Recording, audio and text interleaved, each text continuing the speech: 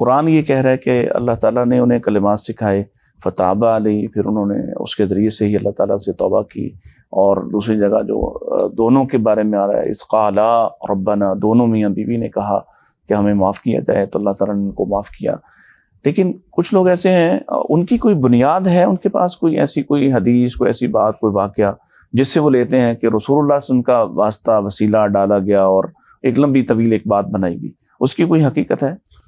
نہیں، ایسی کوئی بات نہیں ہے. اصل میں ایک موضوع حدیث موجود ہے، اور اس کی وجہ سے مفسرین نے اس حدیث کا حوالہ بعض جگہوں پہ دیا ہے، جس کی وجہ سے اصل میں آدم علیہ السلام کے قصے کے اندر ایک تو یہ موضوع حدیث موجود ہے، اس کے علاوہ بہت ساری اسرائیلیات جو ہیں اس میں شامل کی گئی ہیں، جس سے یہ کہانی جو ہے وہ اور لمبی ہوتی چلی جاتی ہے اور اس میں بہت ساری چیزیں آ جاتی ہیں.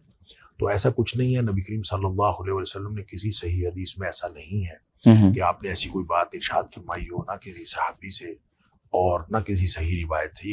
ایک موضوع روایت بہرحال ہے کہ حضرت آدم علیہ السلام نے کوئی وہاں پہ ویسے کوئی صحیح حدیث کوئی نہیں. محمد الرسول اللہ لکھا ہوا دیکھا، اور آپ نے اس کو دیکھ کر پھر اس کے وسیلے سے دعا کی تو ان کی دعا قبول ہوئی. ایسا کچھ بھی کسی صحیح حدیث میں نہیں ہے، اور کوئی ایسی روایت موجود نہیں ہے.